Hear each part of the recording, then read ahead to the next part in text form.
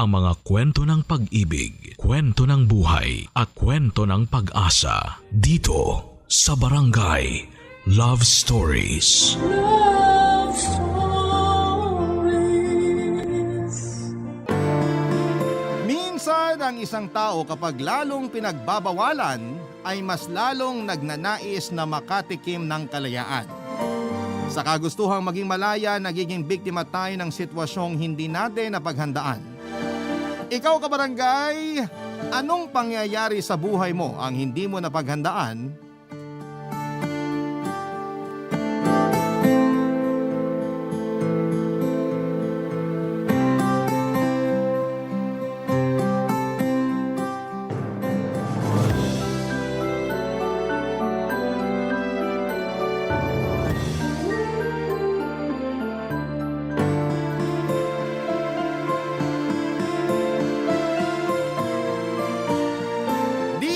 Papa Dudut.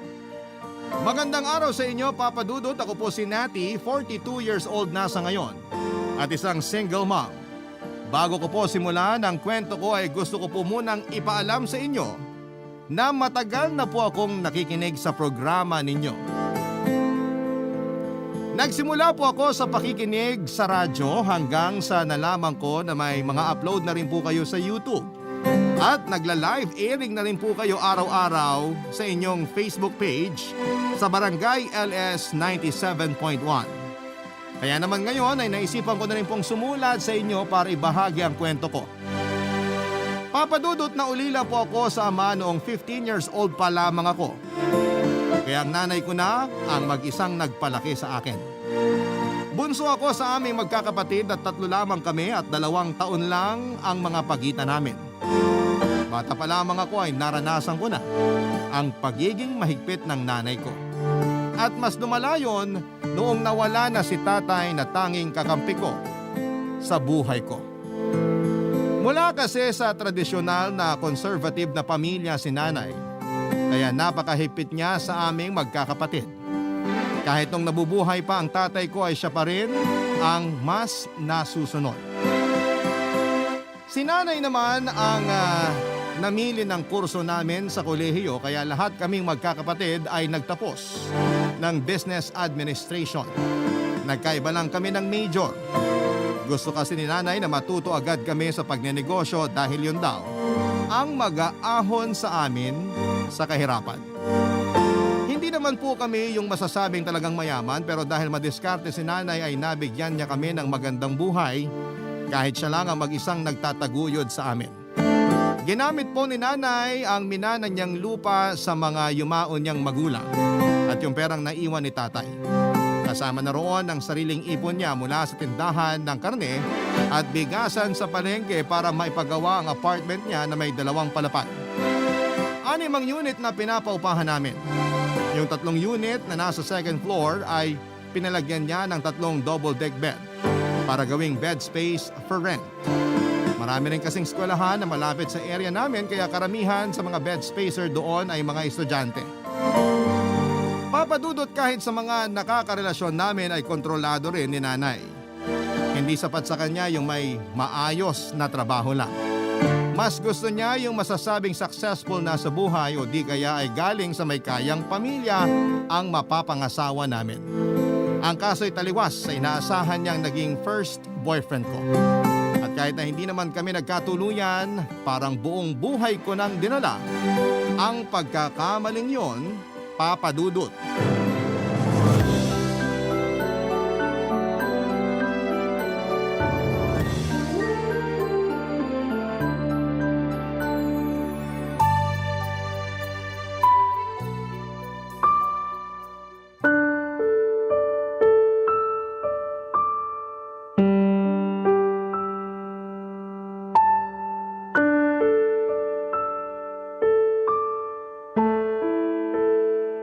Hoy, Nati! Sino na naman ang pumaporma sa'yo? May nakapagsabi sa akin na may bago ka na naman daw manliligaw ah. Sino na naman po nagsabi sa inyo niyan? Hindi na mahalaga kung sino yung nagsabi sa akin. Ang ipinupunto ko rito, hindi ka na dapat nakikipagrelasyon sa kung sino-sino. Pasensya na po kayo, Nay, pero nasa tamang edad na naman po ako eh. Hindi niyo na po ako kailangang paghigpitan. 37 na ako, baka nakakalimutan nyo. Wala akong pakialam sa edad mo. Hanggat hindi ko nakikilala yung manliligaw sa'yo, hindi ka pwede makipag-usap sa kanila. Ako magdidesisyon, naiintindihan mo? Bakit po sina ate at kuya pinayagan nyo na mag-asawa? Nakapag-asawa sila kasi ako ang pumili ng mapapangasawa nila.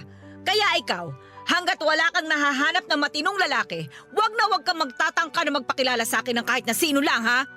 Nay naman, paano naman po ako makakahanap ng katulad ng napangasawa ni ate? Tsaka kung magpapakasal man po ako, gusto ko dun talaga sa taong mahal ko at hindi sa nireto nyo. Hindi kayo aasenso sa puro pagmamahal lang. Na hindi naman po porket pipiliin ko yung mahal ko, wala na akong gagawin para mapabuti yung buhay ko. Nakapagtapos po ako ng pag-aaral. Tsaka malakas pa ako kaya kayang-kaya ko pa maghanap ng trabaho. Hindi ko naman po kailangang iasa sa mapapangasawa ko yung magiging kinabukasan ko eh. Kahit na! Isipin mo naman yung magiging kahihiyan ko kung mag-aasawa ka ng kapos sa pera.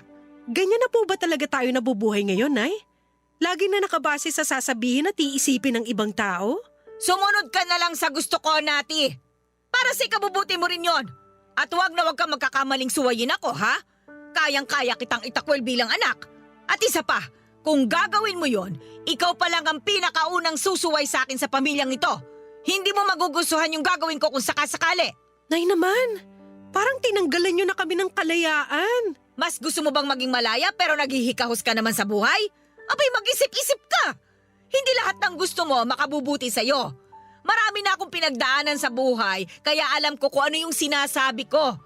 Kung hindi mo kaya magtiwala sa mga desisyon ko, pwede ka nang umalis. Pero wala kang makukuha sa akin kahit na piso. At wag mo na rin asahan na may pamilya ka pang babalikan. Sobra naman po yun, Nay. Alam ko! Kaya kung ayaw mong maranasan yon, abay magpakatino ka at sundin mo na lang ang gusto ko. May magagawa pa po ba ako? Kahit ano namang paliwanag yung gawin ko, baliwala na sa inyo. Ay, buti alam mo. Walang ibang masusunod sa pamilyang ito kung hindi ako. Lahat ng meron kayo, galing sa akin. Matuto kayong tumanaw ng utang na loob. Sana po, hinayaan nyo na lang kaming tumayo sa sarili naming mga paa. Kesa habang buhay kaming magbabayad ng utang na loob sa inyo. Tumigil ka na nga dyan! Asikasuhin mo na lang yung mga apartment. Singilin mo na yung mga nangako magbabayad nung nakaraang buwan. Kapag hindi pa rin nakabayad, palayasin mo na. Hindi yung marami ka pang sinasabi dyan. Wala ka pa namang napapatunayan. Papadudod, sakal na ako noon sa paghihigpit ng nanay ko. Ilang beses ko na rin sinubukang makawala sa kanya pero lagi siyang nagbabanta na itatakwil niya ako bilang anak niya. Nahirapan ako sa sitwasyon ko at hindi ko rin maiwasang makaramdam ng inggit sa mga kabatch ko na may mga sarili ng pamilya. Kahit yung nakarelasyon ko noong college ay kasal na rin. Hindi ko lang maialis sa isipan ko na kung yung kinasal sa kanya, kung ako yung kinasal sa kanya, masaya na sana ako sa pamilyang meron ako. Kaya naman sa sobrang higpit ni nanay ay tumandang dalaga na lamang ako. Sa katagalan ay nasanay na lamang ako na wala akong social life. Hindi na rin ako nakikipag-usap sa mga lalaki para wala nang manligaw sa akin. Umikot na lamang ang buhay ko sa pagtulong kay nanay sa negosyo niya. Taga-asikaso ako ng mga permit, tagabayad ng bills at kung ano-ano pa. Sa madaling salita, ako ang naging kanang kamay ni nanay, Papa Dudut. At kapalit naman noon ay nagde-deposit siya ng pera sa savings account ko. Lahat ng sweldo ko ay nakadirekta na roon para hindi ko magastos. Katwiran niya ay wala naman akong pagkakagastosan dahil provided naman niya ang lahat kaya ipunin ko na lang daw yon. Hindi naman yon problema sa akin dahil tama rin naman si nanay, Papa Dudut. Kung kailan okay na ako sa pagiging single at nakafocus na lang sa kung paano mapapasaya ang nanay ko ay saka ko naman nakilala ang lalaking muling nagpatibok ng puso ko. Walang iba kundi si Jobert, Papa Dudut. Hindi naman siya kagwapuhan pero matangkad siya, moreno at mukhang sanay na sa kahit na anong trabaho. Nung araw na nagkakilala kami ay naghahanap siya ng mauupahan. Sakto naman na naroon ako sa apartment na pinapaupahan namin para magpalinis ng mga bakanting unit. Kaya ako ang nakausap niya, Papa Dudut.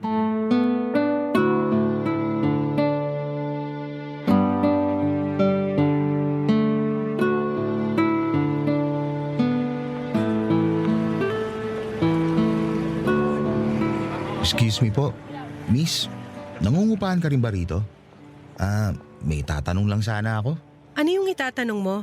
May bakante pa kaya dyan? Isang buong kwarto ba o bed space lang? Bed space lang. May bakante pa ron sa pinakadulong kwarto. 2 pa yung bakante. Kung gusto mo sa'yo na yung isa. Buti na lang meron dito. Kanina pa kasi ako naghahanap ng mauupahan. May mga nakita naman ako pero masyadong mahal. Bed space lang kasi kaya ng budget ko eh. Magkano ba renta ng mga bed spacer dito? 2.5, kasama na tubig at kuryente. Pero kapag may cellphone ka, laptop o rice cooker, magdadagdag ka. Cellphone lang naman yung meron ako. Add ka ng 100 pesos. Ganun pala rito. Bakit? Namamahalan ka ba sa 100 pesos? Hindi naman. Hindi ko lang inaasahan yung kailangan magdagdag pag may gamit. First time mo maging bed spacer, no? Oo. Galing pa kasi ako ng probinsya. Nagpunta lang ako rito para magtrabaho. Kasama ko nga sana mga tropa ko pero iniwan nila ako eh. Bakit ka naman nila iniwan? Hindi sila natanggap doon sa pinag-a-applyan namin. Yun naman pala eh. Dapat intindihin mo rin sila. Ano pa nga naman ang gagawin nila rito kung wala naman silang trabaho? Hindi pa naman sila bumabalik sa probinsya namin. Magkakasama lang sila naghahanap ng trabaho. Saka matira-matibay na lang talaga kami nito. Bakit naman? Hindi rin kasi ako sigurado kung tatagal ako rito. Kada galaw, kailangan ng pera. Lahat kailangan bilhin. Hindi kagaya doon sa amin sa probinsya. Nasa paligid lang yung mga iluluto namin. Gano'n naman pala eh. Bakit pinili mo pa magtrabaho dito sa Maynila? Kailangan namin ng pera. Nakasangla yung lupa namin. Kaya pala. Magkano bang dala mong pera? 1 month advance, 1 month deposit kasi kami rito. 5,000 lang ang dala kong pera.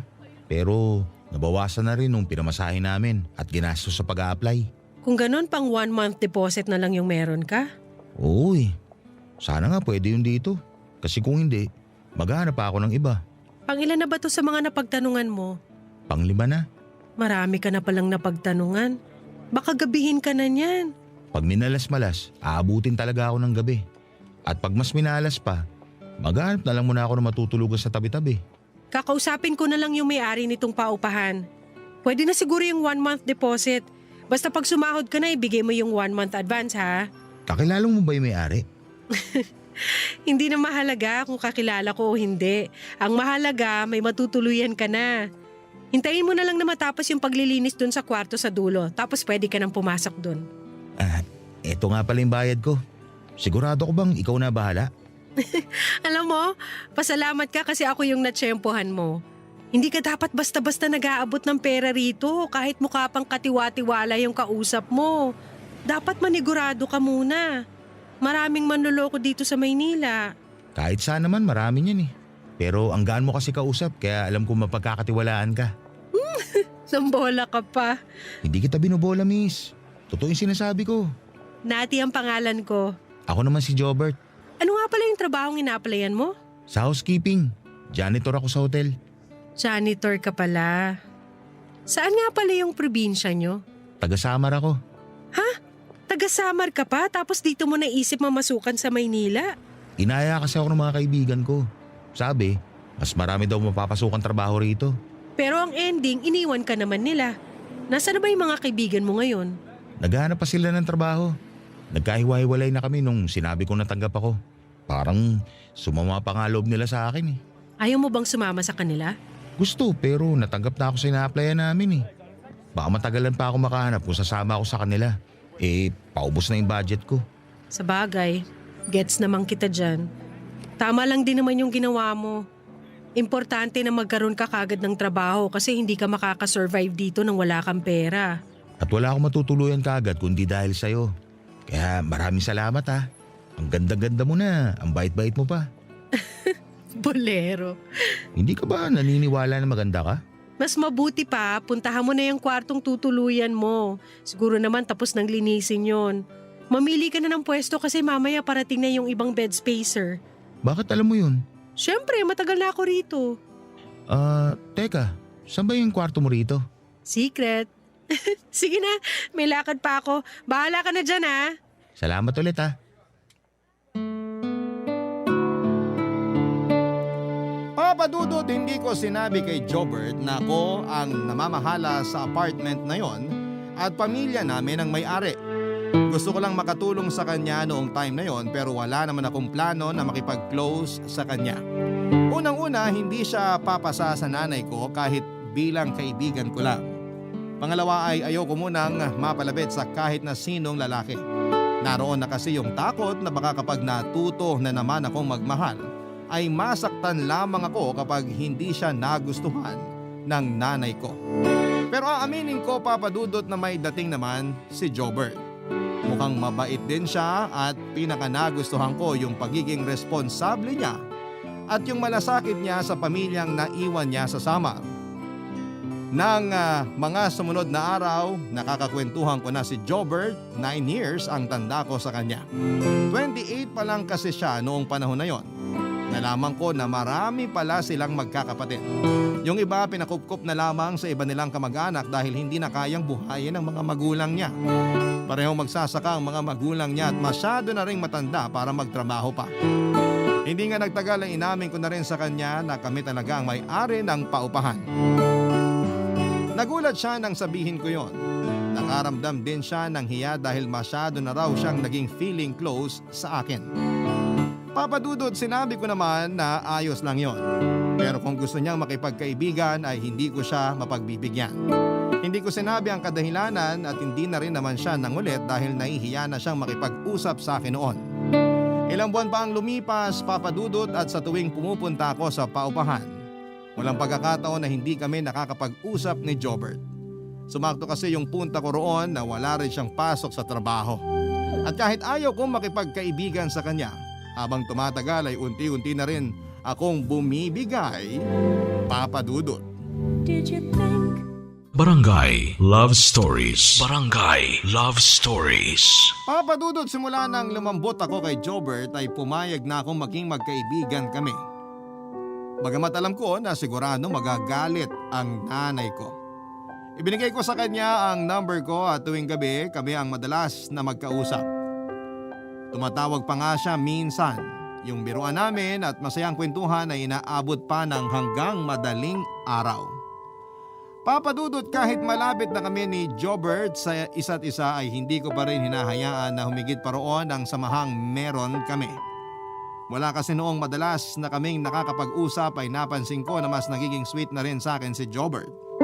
Batid ko na hindi normal sa magkakaibigan lang ang mag-update sa ginagawa ng isa't isa. Madalas pa siyang magpaalala sa akin na huwag akong magpapalipas ng gutom dahil magagalit daw siya.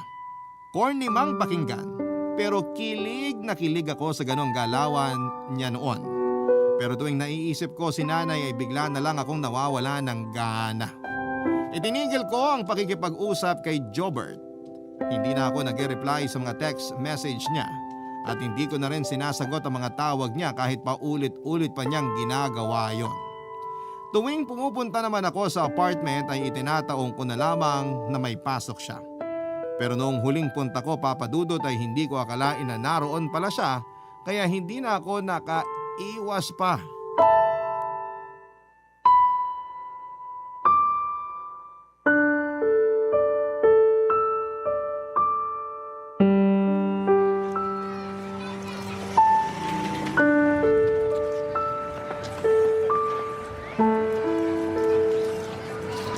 Nati! Ano bang kailangan mo? Iniiwasan mo ba ako? Hindi kita iniiwasan. Ano bang pinagsasasabi mo dyan? Hindi ka na nagre-reply sa mga text ko.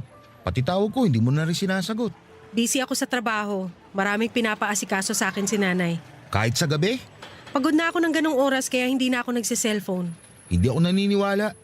Iniiwasan mo lang talaga ako. Ano naman kung hindi ako sumasagot sa tawag mo o nagre-reply sa mga text mo? Wala naman akong obligasyon na gawin yon. Hindi mo ako girlfriend. Akala ko ba nagkakamabutihan na tayo? Huwag ka ngang assuming. Natuwa lang ako sa'yo noon kaya madalas tayo magkausap. Alam kong hindi ka nagsasabi ng totoo. Sinasabi mo lang yan para layuan na kita. Eh ano naman kung ganun nga? Sabi ko na nga ba eh. Inaasahan ko na rin naman na gagawin mo to nung nalaman ko na may kaya yung pamilya mo. Nakakahiya nga naman kung makikita ka nakikihalubilo sa isang janitor na kagaya ko. Walang kinalaman sa trabaho mo yung pag-iwas ko. Baka dahil sa itsura ko. Hindi rin. Eh ano? Sabihin mo naman sa akin kung bakit. Wala akong kailangang sabihin sa'yo. Bumalik ka na ron sa kwarto nyo. May lakad pa ako. Gusto kita, Nati. Gustong gusto kita. Huwag mo naman ako iwasan. Gusto lang kita makausap. Yun na lang yun, nagpapasaya sa akin ngayon. Kahit gusto mo ako, hindi pwede maging tayo. Iba yung gusto kong lalaki. Hindi ikaw. O hindi mo ako gusto, bakit pinagpupuyatan mo ako? Bakit nakikipag-usap ka sa akin hanggang madaling araw? Imposibleng wala lang yun. Alam ko na may ibig sabihin lahat ng ginagawa mo, pero pinipigilan mo lang yung sarili mo. Tsaka kahit hindi mo aminin, alam ko na dahil yun sa estado ng buhay ko. Napakalit lang ng sweldo ko kumpara sa kinikita nyo. Baka nga iniisip mo pa na pera lang habol ko sa'yo kaya ako nagkakaganito eh. Hindi kita pinag-iisipan ng ganyan. Sabihin mo na lang kasi yung dahilan kung bakit mo ko iniiwasan. Hindi ka ba marunong umintindi? Hindi nga kita gusto. Hindi tayo pwede at mali lahat ng iniisip mo. Kung gusto mo magka-girlfriend, ibang babae na lang yung ligawan mo, wag na ako. Ikaw gusto ko eh. Kaya agad hindi mo sinasabi sa akin yung totoong dahilan ng pag-iwas mo, hindi ako titigil, Nati. Liligawan kita kahit ayaw mo. Pupuntahan kita sa inyo. Wag na wag mong gagawin yan. Bakit? Kinakahiya mo ba talaga ako? Bakit pa paulit-ulit ka? Nakakairita ng pakinggan. Pasensya ka na. Gusto lang naman talaga kita makausap. Hindi nga pwede ang kulit-kulit mo. Kahit sandali lang oh. Sige na naman. Kung gusto mong kausapin pa kita, huwag kang gumawa ng eksena rito ha. Isa pa wala ka sa lugar para pilitin ako makipag-usap sa'yo. Kapag sinundan mo pa ako, palalayasin na kita rito. Wag naman. Kailangan ko na matutuluyan. Pwes huwag kang makulit. Matuto kang lumugar. Tenant ka lang namin dito at wala tayong espesyal na ugnayan. Naiintindihan mo? Papadudot labag man sa kalooban ko na magbitaw ng masasakit na salita kay Jobert, ay ginawa ko pa rin para lang tigilan na niya ako. Kung magpapatuloy pa kasi ang pag-uusap namin ay posibleng makarating na yon kay nanay at siguradong palalayasin niya roon si Jobert. Ayoko mangyari yon. Alam ko kung gaano kahirap ang sitwasyon niya at ayoko nang makadagdag pa sa iniisip niya. Iniwasan na rin ako ni Jobert matapos ko siyang sabihan ng mga masasakit na salita. Doon naman ako nakonsensya. Nang huli kong punta sa apartment ay nag-usap kaming dalawa at sinabi ko na sa kanya ang totoong dahilan kung bakit ko siya iniiwasan. Matapos kong ipaliwanag ang sitwasyon ay sa kanya lamang ako naunawaan. Sa huli tumuloy pa rin si Jobert sa pangliligaw sa akin at sinagot ko naman. Pero may usapan kami na walang dapat na makaalam tungkol sa relasyon naming dalawa. Tumagal ng ilang buwan ng relasyon namin ang hindi nalalaman ni nanay. Sobrang saya ko noon dahil naranasan ko yung meron nang nag-aalaga sa akin. Palaging nag-aalala at palagi akong pinapasaya. Natuto akong magpaganda ulit at magpa-sexy. Mula nung maging kami ni Jobert ay madalas akong pumupunta sa apartment. Nang minsan kasing may nangyari sa amin sa hotel pagkatapos naming mag-date ay doon ko naramdaman na parang bumata ako ng ilang taon. Kaya naman nung nangyari yon ay hinahanap-hanap na yon ang katawan ko, ay ako na mismo ang gumagawa ng paraan para magkasama kami ni Jobert. Dahil mahal na mahal ko si Jobert ay tinulungan ko siya sa problema niya sa pera. Kapag nagigipit siya ay pinapahiram ko siya ng pampadala sa probinsya. Hindi rin ako mahigpit sa kanya sa pagbabayad ng renta dahil ako na nga lang muna ang nagbabayad tuwing wala nang natitira sa sweldo niya. Binigyan ko na lamang siya ng isang kwarto para wala na siyang kasama at malaya na rin naming nagagawa ang kahit na anong bagay nang walang nakakakita sa amin. At dahil doon kahit papaano ay nakakaramdam ako ng kalayaan.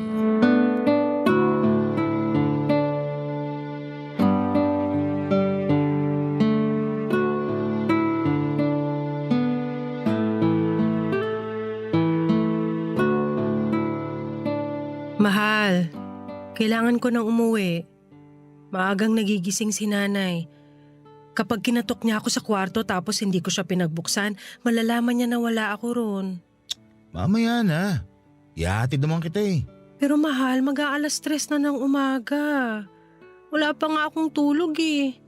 Mamayang alas 7, marami na namang ipapagawa sa akin si nanay. Yun totoo. Anak ka ba talaga niya o alalay? Hayaan mo na. Yan na talaga yung ganap ko sa pamilya namin. Ako na lang yung maaasahan ni nanay. Nasaan ba yung iba mong kapatid? Nakabukod na sila. Pero bumibisita naman sila sa bahay tuwing linggo pagkatapos nilang magsimba. Isa kasi yun sa mga rule ni nanay.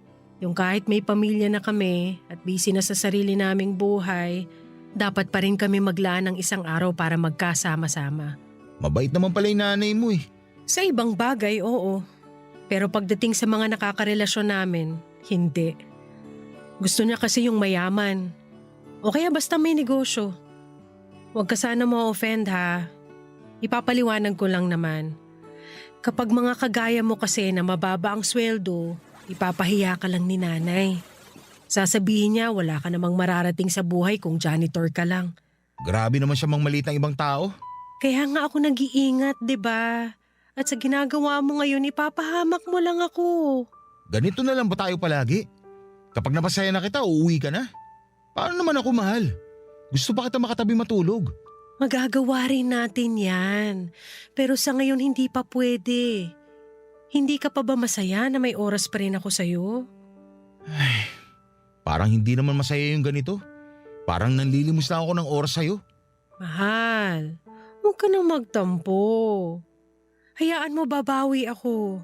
May bala ka pa ba talagang humiwalay sa nanay mo? Kasi kung habang buhay ka na lang magpapakontrol sa kanya, hindi ka talaga magiging malaya. Hindi kasi yun ganun kadali. Bigyan mo lang ako ng sapat na panahon, mahal. Kung ikaw lang naman, naiintindihan kita. Pero yung nanay mo, ang labo talaga eh. Maiintindihan ko pa siya kung minor de edad ka pa. Pero mahal, 37 ka na. Dapat nga may anak ka na ngayon. Hindi ko nga alam kung mararanasan ko pa yun eh. Malay mo, magbagong isip ng nanay mo kapag nabuntis kita. Mas malaking problema yung sinasabi mo. Ang hirap kasi ng ganito. Para tayong mga kriminal na nagtatago. Para nagkikita na lang tayo tuwing gusto natin may mangyari sa atin. Namumukha naman tayong mga tanga nito eh. Sa umpisa lang naman to. Hayaan mo na muna natin ganito ang setup natin sa ngayon. Mahal naman, seryoso ko. Siyempon mo na yung nanay mo para maipakilala mo na ako sa kanya. Wala naman akong habol sa pera niyo eh. May trabaho naman ako. Kung yung panggastos ang problema kapag mag-asawa na tayo, pwede naman natin paghatian yun, di ba? Huwag kang mag-alala. Hahanap lang ako ng tiyempo. Masasabi ko rin to sa nanay ko. Pero sa ngayon, konting tiis muna, ha? Ano pa nga ba magagawa ko? Wala naman eh. Sige na, magbihis ka na. Ihahatid na kita sa inyo. Kahit hindi mo na ako ihatid, kaya ko ng sarili ko. Delikado sa labas. Huwag na matigas yung ulo mo. Oh, sige na, oo na. Magpapahatid na ako. Nga pala, huwag ka muna pumunta rito mamayang gabi. Ha? Bakit? Baka makahalata na yung nanay mo. Sa susunod na linggo na lang ulit. Sa bagay. Pero mamimiss kita, mahal. Mamimiss din naman kita eh. Pero sabi mo nga diba, tiis-tiis muna. Papadudot halos isang linggo kaming hindi nagkita ni Jobert. Nag-uusap naman kami sa text o sa tawag pero naging madalang na rin yon kalaunan. Gayunpaman kahit ramdam ko na medyo lumalayo na sa akin si Jobert ay hindi ako nag-isip ng kung ano-ano. Iniisip ko na lamang na para sa ikabubuti ko rin ang ginagawa niya. Madalas na kasi siyang nag-overtime sa trabaho kapag wala naman siyang pasok ay umi-extra siya bilang labor sa panibagong apartment na pinagagawa ni nanay. Makalipas nga ang mahigit isang linggo ay doon na ako nakaramdam ng pagkahilo at nakakaranas pa ako ng pagsusuka tuwing umaga. Kahit na hindi pa sigurado ay malakas ang hinala ko noon na buntis ako at nakumpirma ko rin naman yon, papadudot. Magkahalong saya at takot ang nararamdaman ko ng mga oras na yon. Pero para hindi ako ma-stress ay mas pinili ko na lamang na ma-excite dahil sa wakas ay magkakaanak na ako. Umasa ako na baka sakaling yun na ang makakapagpalaya sa akin sa nanay ko. Kaya naman noong araw ding yon ay pinuntahan ko si Jobert sa paupahan para sabihin ang tungkol sa magiging anak namin. Pero sa halip na ma-excite ako sa ibabalita sa kanya nang makarating ako doon ay halos manginig ako sa galit sa naabutan ko sa kwartong tinutuluyan ng boyfriend ko, papadudot. Barangay Love Stories. Barangay Love Stories. Papadudot, buo na po ang desisyon ko na sumama na lamang kay Jobert para makabuo na kami ng sarili kong pamilya. Baka kasi sa ganung paraan ay mapatunayan ko sa nanay ko na mali lahat ng mga iniisip niya at kaya kong mabuhay nang hindi umaasa sa kanya.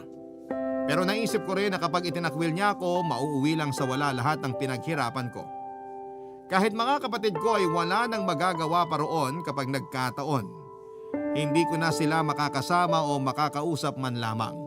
Ganon katindi ang pagkontrol ni nanay sa mga buhay namin. Kahit matatanda na ang mga kapatid ko ay napapasunod pa rin niya. Habang nasa daan papunta sa paupahan, yon ang laman ng isipan ko. Mas makakapag-isip-isip ako kaya nabuo ko na ang desisyon ko na sumama na lamang kay Jobert. Kung pera naman ang inaalala niya ay malaki-laki na rin naman ang ipon ko. Kaya medyo nakampante pa ako. Napapangiti ako sa bawat hakbang ko noon papunta sa kwarto ng boyfriend ko habang hawak ko naman sa kaliwang kamay ang patunay na magkakaroon na kami ng anak. Naabutan ko pong nakabukas ang pinto kaya hindi na ako kumatok pa. Nagdahan-dahan pa ako noon sa pagpasok para masurpresa si Jobert dahil mahigit 1 linggo na kaming hindi nagkikita. Pero nakakailang hakbang pa lamang ako ay halos hindi na ako makagalaw nang maabutan si Jobert na abalang-abala sa babaeng kausap niya sa video call. Lalo na nang marinig ko ang pinag-uusapan nila. Sunod-sunod ang pagtulo ng luha ko noon habang pinapakinggan kung paano ako laitin ng lalaking akala ko ay mahal ako. Pero ang mas masakit pa roon, yung babaeng kausap niya ay walang iba kundi yung kakilala kong masahista, Papa Dudut.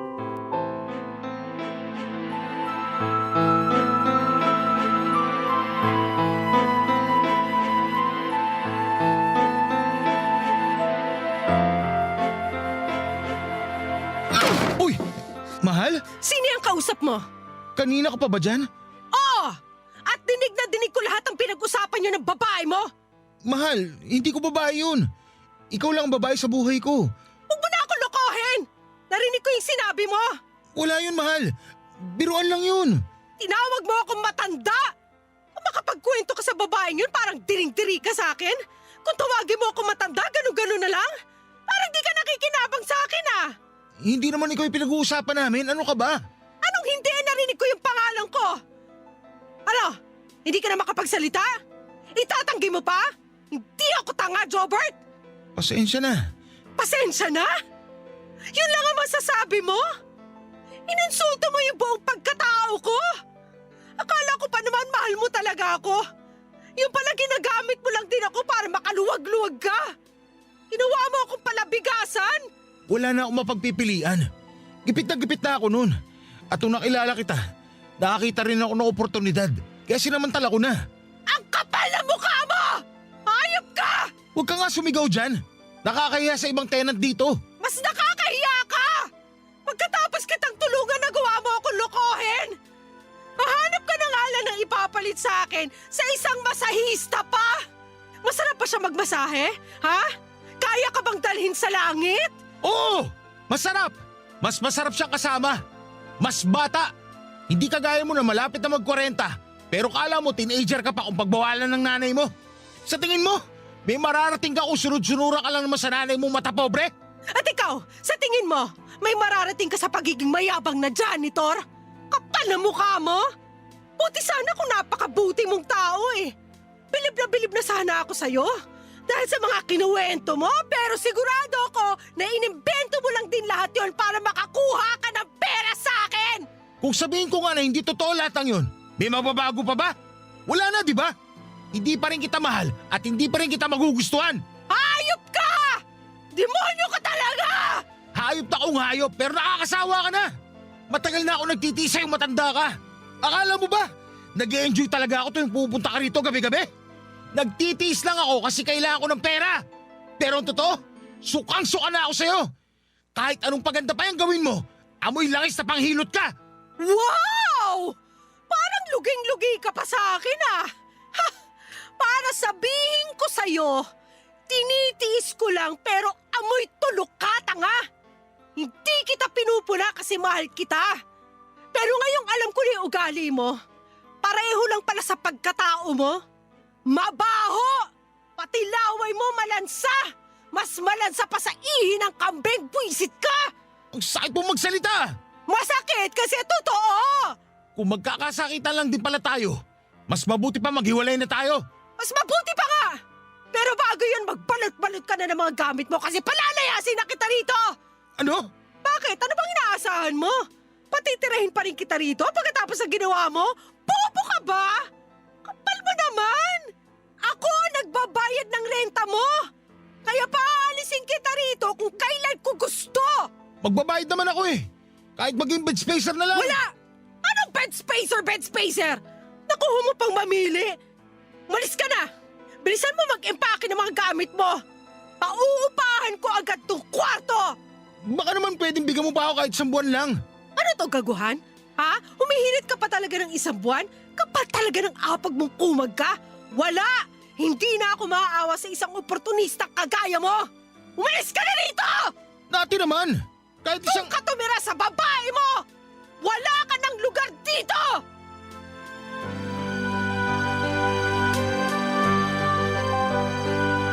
Papadudot kahit na anong pagmamakaawa pa ang ginawa ni Jobert ay hindi ko na siya pinagbigyan.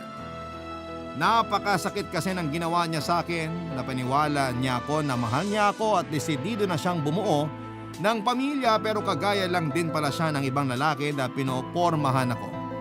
Pera lang ang habol nila. Wala nang nagawa si Jobert nang sapilitan ko siyang pinalaya sa paupahan namin. Hindi ko na siya siningil sa mga utang niya. Ang gusto ko lang noon ay hindi ko na siya makita pa. Pero kahit na nakalis na siya sa apartment namin ay problemado pa rin ako noon kung paano itatago kay nanay ang pagbubuntis ko. Nung hindi pa malaki ang tiyan ko ay hindi ko pa masyadong inaalala si nanay. Pero nung medyo lumalaki na, nakahalata na rin siya. Umiiwas na lamang ako na magkasama kami ng matagal at tuwing pinupunan niya ako ay sinasabi ko na medyo napaparami lang ang kain ko kaya mabilis akong tumataba. Pero ang hindi ko alam ay nagdududa na pala sa akin ang nanay ko kaya nagtanong-tanong siya sa mga tenant sa paupahan namin. Doon ko lang napagtanto na kahit na anong pag-iingat namin noon ni Jobert ay may mga nakakakita pa rin sa amin na madalas kaming magkasama noon, Papa Dudut.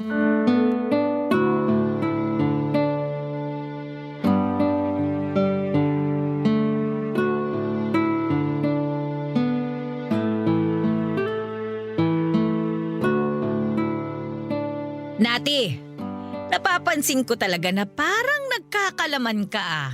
Napaparami lang po ang kain, Nay. Nung nakaraan niyo pa po pinupuna tong katawang ko. O akala ko ba'y nagda-diet ka? Puro paganda at pa-sexy ka nga nitong nakaraan tapos biglang nagpapataba ka ngayon? Parang hindi naman yata ka panipaniwala. Marami lang po talaga akong gustong kainin. Tsaka nakaka-stress din naman po yung ginagawa ko araw-araw kaya binabawi ko na lang sa pagkain. Sigurado ka ba na pagkain lang yan? Ano po bang ibig niyong sabihin? Iba kasi yung taba ng kain lang ng kain. Yung sayo kasi iba eh. Parang umuumbok yung tiyan mo. Kasama naman po talaga sa pagtaba yun, Nay. Nagkakabilbil na din po ako. Hindi ka pa rin ba aamin? Ano naman po nga aminin ko? Binigyan na kita ng pagkakataon para umamin sa akin, Nati. Pero wala eh. Pinili mo pa rin magsinungaling kahit na alam ko na yung totoo. Hindi ko po alam ang sinasabi niyo. Hindi mo alam? Ha! Hindi mo kilala si Jobert? Yung dating bed spacer na pinalipat mo sa kabilang kwarto? Ha? Paano niyo nalaman yan? Palagi akong may paraan. Kaya alam ko kapag nagsisinungaling ka o hindi. Buntis ka, hindi ba? At yung Jobert na yon ang ama ng dinadala mo. Ano naman po kung buntis ako? Nasa tamang edad na po ako para magkaanak. Pero disgrasyada ka! Iniwan ka na nung nakabuntis sa'yo. Buti sana kung napakatinong lalaki at may kaya man lang sa buhay. Pero kaya ka nga nangungupahan eh. Walang pera. Baka nga pinatulan ka lang nun para makalibre siya ng renta.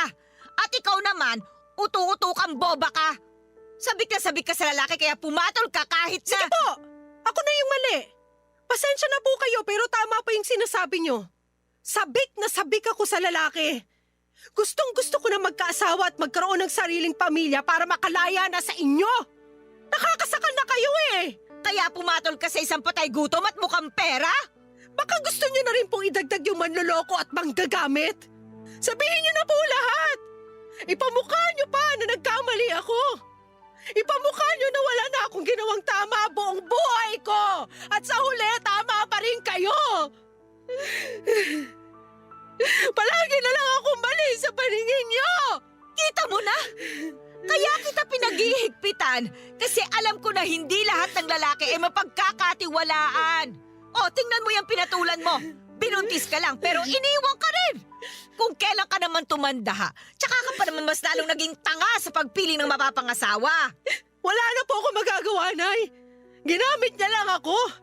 Kasalanan ko na nagpaloko ako sa kanya. Akala ko mahal niya ako.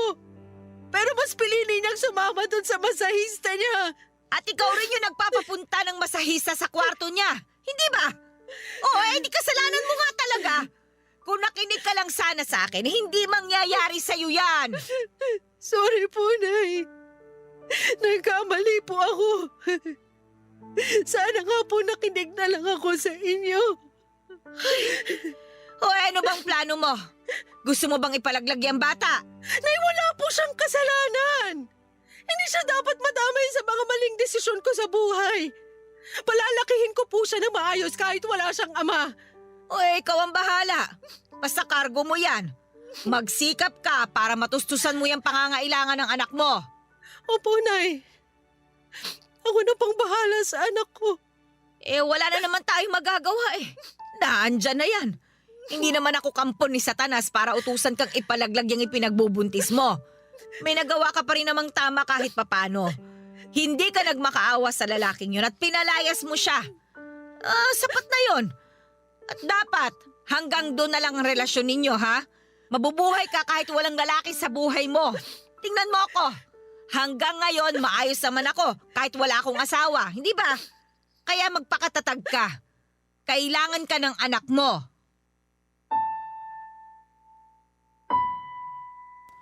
Papadudot na paluha ko sa mga sinabing yon ni nanay.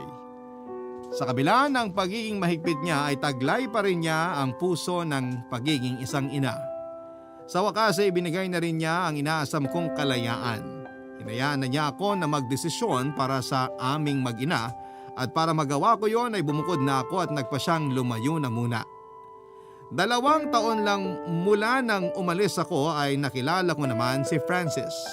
Isa siyang pulis at byudo na siya at may 2 anak na babae. Lalaki naman ang naging anak ko at napamahal din agad sa kanya. Sa ngayon, Papadudot, ay nagpaplano na kaming magpakasal at may basbas na rin po yon ni nanay. Kahit na hindi pa nga kami kasal ni Francis ay meron na agad regalo ang nanay ko. Napaluhan na lamang ako nung malaman ko na ililipat na sa akin ang titulo ng paupahan namin, Papadudot. Bukod sa malaking tulong yon para sa amin ng anak ko ay napakasaya ko dahil naalala pa rin ako ng nanay ko. Hindi niya ako kinalimutan. Nagpapasalamat pa nga siya sa ilang taong kong pagtsatsaga sa pagiging assistant niya at sinabi niyang walang ibang dapat makinabang sa paupahan na yon kundi ako. At ngayong ako na talaga ang may-ari ng paupahan ay nangako ako sa sarili ko na hindi na ako muli pang magpapaloko sa isang bed spacer. Masaya at kontento na ako kay Francis kaya wala nang dahilan pa para magpapasok pa ako ng ibang lalaki sa buhay ko. Papadudot, hanggang dito na lamang po ang kwento ko at sana po kahit papaano ikapulutan po ito ng aral ang naging karanasan ko. Maraming salamat po sa inyo at sa Barangay LS para sa pagkakataong may bahagi sa Barangay Love Stories ang aking kwento. Ang inyong forever kapuso at ka-barangay, Nati. Nagustuhan ng iyong napakinggan? Ituloy yan via live stream sa www.gmanetwork.com/radio.